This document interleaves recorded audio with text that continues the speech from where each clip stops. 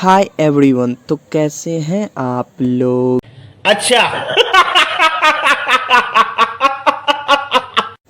अगर आप इस वीडियो पर क्लिक किए हैं तो कहीं ना कहीं आपने भी स्टॉक मार्केट का नाम सुना ही होगा। तो आप बिल्कुल सही वीडियो को क्लिक किए हो। Yeah, boy. आज हम लोग बेसिक ऑफ स्टॉक मार्केट, कुछ मिथ जैसे कि यहाँ काफ़ी रिस्क है, तुम्हारा सारा पैसा चला जाएगा। तो मेरा एक बात सुन लो, जहाँ रिस्क है वहीं इश्क है। क्या बढ़िया था गुरु। बेसिक से जैसे कि स्टॉक मार्केट में क्या क्या चीज़ों की आवश्यकता होती है, डीमेट अकाउंट क्या होते हैं, तो इसमें कुछ क्या क्या बेसिक मतलब स्टेप बाय स्टेप हम जानने का कोशिश करेंगे क्या क्या चीज़ की ज़रूरत पड़ती है। तो चलिए शुरुआत करते हैं बिना किसी बकवास के। तो हम लोग आज इस वीडियो में जैसे कि हमने पिछले अभी देख रहे थे, उसमें मैं अभी basic of stock market for beginners के लिए होगा। इसमें मैं टोटल 10 जो अभी आप देख रहे हैं अपने फ्रंट पे देख रहे होंगे स्क्रीन पे 10 क्वेश्चन लेके आए जो कि हर एक बिगनर के मन में होता है स्टॉक मार्केट के रिगार्डिंग। तो वही चीज़ आज हम देखने वाले, एक एक क्वेश्चन का हम डिटेल्ड में आंसर करने वाले हैं और देखेंगे क्या एक तरह से सही भी है और किसके लिए गलत है। तो चलिए शुरुआत करते हैं। सबसे पहला क्वेश्चन ये रहा स्क्रीन पे, आप लोग यहाँ पे देख सकते हैं मेरे सामने। इसमें बोला जा रहा है कि पहला क्वेश्चन है कि इज स्टॉक मार्केट रिस्की। कहने का मतलब कि स्टॉक मार्केट में क्या रिस्क है। तो ये कहना डिपेंड करता है, बेसिकली ये डिपेंड करता है लोगों के ऊपर कि मान लीजिए कोई ऐसा लोग है जैसे कि मान लीजिए रिस्की तब होगा क्या, ऐसे में सारा ज़िंदगी रिस्की हो रहा है इस तरह।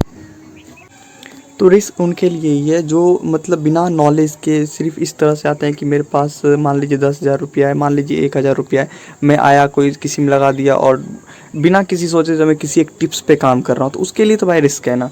इसीलिए अगर मान लीजिए नॉलेज लेके आएगा कि मेरे को सारे चीज़ का मैं एग्जांपल अभी आप लोगों को मैं बताऊंगा, जैसे कि टेक्निकल एनालिसिस होता है, फिर जाके हमारा एक होता है टेक्निकल एक फंडामेंटल एनालिसिस, ये सब पढ़ के आते हैं।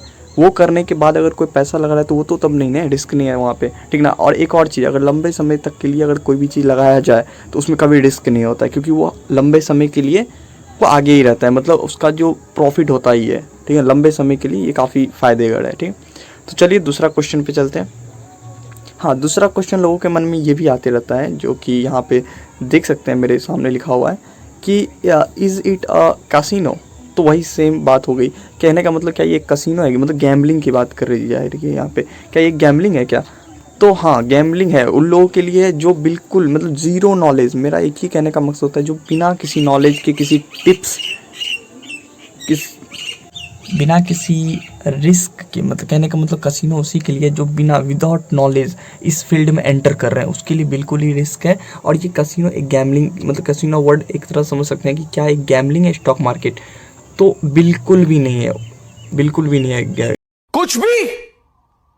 कुछ भी गैम्बलिंग। क्योंकि अगर देखा जाए तो हर जगह रिस्क है। जैसे कि मैं मान के चलो, अगर आप कहीं बाहर जाते हो तो वहाँ पे भी रिस्क है कि कई गाड़ी, आप कभी कभी होता है कि आप अपने साइड से चल रहे हो, कभी कभी होता है ऑटोमेटिकली गाड़ी आके आपको मार देती है, एक्सीडेंट हो जाता है, तो तभी भी रिस्क है। तो हर जगह रिस्क है, इसमें कोई डरने वाली बात नहीं, जैसे कि मैं पहले भी बता चुका हूँ, ठीक है।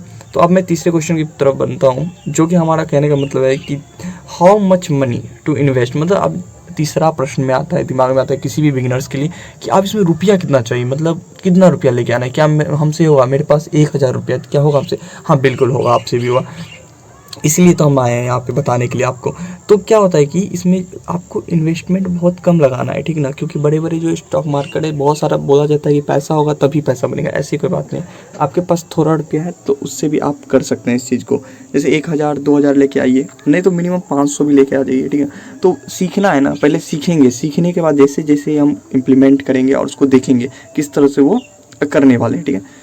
तो हाँ, तो आप ज़्यादा इसमें मतलब इन्वेस्ट करने की कोई ज़रूरत नहीं है, आप कम रुपया लेके आइए, उससे भी हो जाएगा। मिनिमम मैं बता रहा हूँ 500।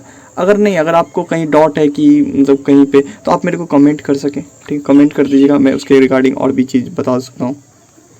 तो चलिए अगला, कि अब ये सब तो चलिए ठीक है, अब करना क्या है, मतलब अकाउंट तो अब सही है, तो अब मेरे को अकाउंट की भी ज़रूरत पड़ेगी। तो उसको हम लोग बोलते हैं डीमेट अकाउंट। क्या बोलते हैं, डीमेट अकाउंट या फिर ट्रेडिंग अकाउंट, दोनों बात बराबर ही होता है। डीमेट अकाउंट बेसिकली ये ऐसा, जैसे आपका सेविंग अकाउंट है ना, उसमें आप रुपया रखते हैं, उसी तरह से ये भी एक अकाउंट है जिसमें कि रुपया ही रखा जाता है, बट वही है कि वो रुपीज़ को आप यूज़ करेंगे एज अ ट्रेडिंग में। वो भी एक तरह का अकाउंट है जिसको हम डीमेटलाइज अकाउंट भी बोलते हैं, ठीक है। क्योंकि पहले के समय में क्या होता था कि वो एक पेपर की तरह आते थे, ठीक है, पेपर में बहुत सारा चीज़ लिखा होता था।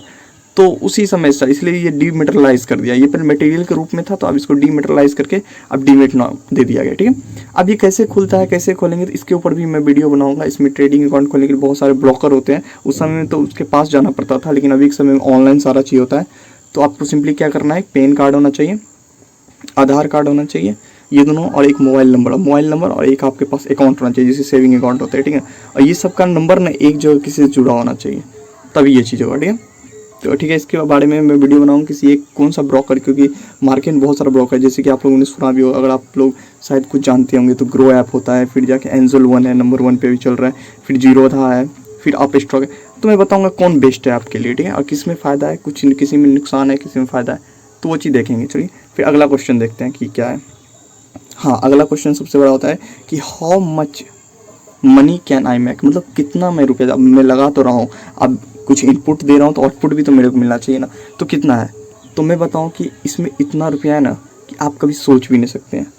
मतलब यहाँ पे नॉलेज, अगर मैं किसी एक में आर्टिकल पढ़ रहा था, उसमें है कि यूएसए में जो है ना, यूएसए की मैं बात करता हूँ और कंपेयर टू इंडिया में एकदम कम है। मतलब ट्रेडिंग जो होता है ना, शेयर मार्केट वाला एकदम कम है, वहाँ पे कोई यूज़ ही नहीं करता है, इतना डर है बैठा हुआ। तो इसमें डरने की कोई बात नहीं है, आप के साथ मैं हूँ और हम लोग मिलके इस चीज़ को समझेंगे, एनालिसिस करेंगे और एकदम मतलब अच्छे से करेंगे इस चीज़ को, ठीक है। एज ए पैशन बन सकता है। और पैसे की बात करें तो काफ़ी है, काफ़ी इसमें रुपया है, तो आप लोग देख सकते हैं इसमें भी।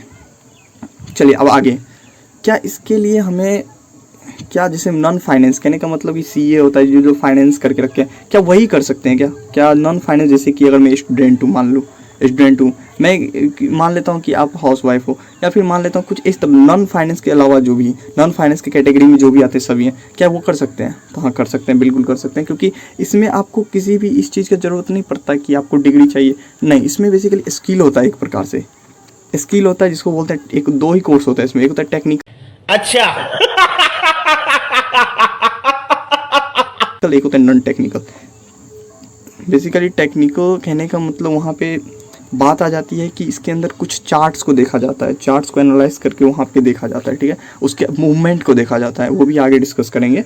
उसके बाद एक होता है कि आप उसके फंडामेंटल देखेंगे कि उस कंपनी का सीईओ कौन है, फिर वहाँ का मतलब कितना कर्ज में है वो कंपनी, कितना एसेट है उसके पास, कितना लायबिलिटी है, तो ये सब देख के वहाँ किया जाता है। तो हाँ, तो अगर आप एक नॉन फाइनेंस है तो यस, मेरा आंसर है यस, आप कर सकते हैं, क्योंकि मैं भी एक नॉन फाइनेंस बैकग्राउंड से ही हूँ। ओके, चलिए अगला क्वेश्चन। अच्छा, यहाँ पे एक और क्वेश्चन है कि वाई, यहाँ पे एक क्वेश्चन है why share price move up and down. क्योंकि अपने को पता है कि ये, अगर जो लोग जानते होंगे बेसिक, मतलब कुछ देखे भी होंगे तो उसमें देखेंगे इस तरह से होता है, इस तरह से, ठीक है ना, इस तरह कभी ऐसे ऊंचे नीचे। तो ये क्या होता है, तो ये सारा का सारा मार्केट का सेंटीमेंट पे काम करता है, सेंटीमेंटल। देखिए जैसे कि मैं हूँ और आप हूँ, मैं दो एग्जांपल लेता हूँ। मान लीजिए कि आप यहाँ पे खरीदना चाह रहे हैं, लेकिन मेरा यहाँ मन नहीं है, ठीक है। अगर इस तरह से अगर आप दोनों का सेंटीमेंट मिल गया कि मेरे को भी यहीं खरीदना है, आपको भी यहीं बेचना है, तो ये जो ग्राफ है ये तो फ्लैट हो जाएगा। तो ना ही तो यहाँ कोई कमाएगा, ना ही तो कोई कुछ होगा, नहीं घाटा में होगा। तो ऐसा नहीं होता है, सबका सेंटीमेंटल के हिसाब से होता है। कोई जिस अकॉर्डिंग सेंटीमेंट होता है कि हमको इस तरह पे खरीदना है, तो हो सकता है वहाँ पे दूसरा कोई बेच रहा होगा, या फिर हो सकता है वहाँ ना बेच के कहीं अगले पॉइंट पे बेच रहा होगा। तो इसी तरह से क्या होता है, उसके मूवमेंट की वजह से क्या होता है, एक अप्स एंड डाउन्स बनते हैं, जो कि उसको चार्ट में रिफ्लेक्ट किया जाता है, और यही हमारे शेयर प्राइस में दिखता है। और शेयर प्राइस अप डाउन ऐसे ही होता है, ठीक है। चलिए अगला क्वेश्चन देखते हैं। अगला क्वेश्चन हमारे और जो आप सभी के दिमाग में आया होगा वो है एनएससी क्या होता है, बीएससी क्या होता है। तो मैं बता दूं, एनएससी और बीएससी ये स्टॉक एक्सचेंज है। बेसिकली एनएससी मतलब होता है नेशनल, और एक होता है बॉम्बे स्टॉक एक्सचेंज।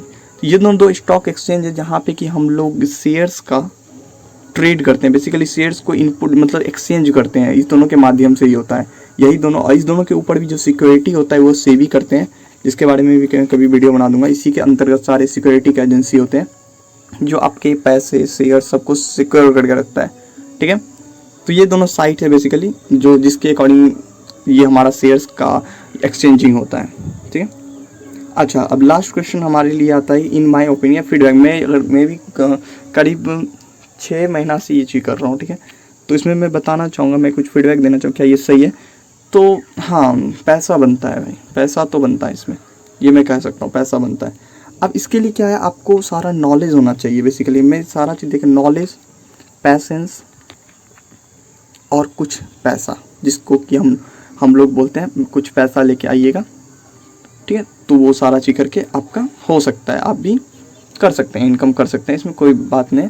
और वो लोग नहीं करे जो कि टिप्स पे काम कर रहे हैं, जिनको टिप्स चाहिए, जैसे कि टेलीग्राम से हो किसी भी तरह से टिप्स चाहिए, और वो लोग ना ही करे, क्योंकि उन लोग के लिए ये मार्केट है ही नहीं, वो ऑलरेडी गवा देंगे इस पैसे को, ठीक है। और यही है हमारा ओपिनियन रहेगा। और अगला चीज़, अगर आप लोगों ने यहाँ तक वीडियो देख ही लिया है तो उस चैनल को सब्सक्राइब जरूर कर दे, लाइक कर दे वीडियो, क्योंकि मैं इसी तरह से वीडियो लाने वाला हूँ और मेरे साथ शुरू से बने रहेंगे, तो जो भी अपडेट होगा मैं देता रहूँगा आपको। और जहाँ तक कि वीडियोस की बात है तो वीडियोस 3 दिन पे एक वीडियोस अपलोड होंगी, क्योंकि इसके कुछ एडिटिंग होते हैं, वो सब पार्ट करना पड़ता है और मैं थोड़ा बिजी रहता हूँ, इस वजह से 3 दिन पे एक वीडियो होगा। तो आप लोग अगर नए हैं तो देख रहे हैं तो चैनल को सब्सक्राइब जरूर कर दे, ठीक है। तो चलिए आज के लिए बस इतना ही रखते हैं और मिलते हैं अगले वीडियो में अगले किसी एक टॉपिक के साथ। अगर आप लोग कमेंट भी कर सकते हैं, ठीक है, अगर वीडियो समझ आया हो, अगर फीडबैक देना चाहते हैं या फिर कुछ कहीं गलती हो रही है तो त्रुटि को सुधारने के लिए आप लोग मेरे कमेंट कर सकते हैं कि सर कुछ प्रॉब्लम है, ठीक है, तो करके आप लोग कमेंट कर सकते हैं, ठीक है। तो thank you for watching this video, मिलते हैं, बाय बाय।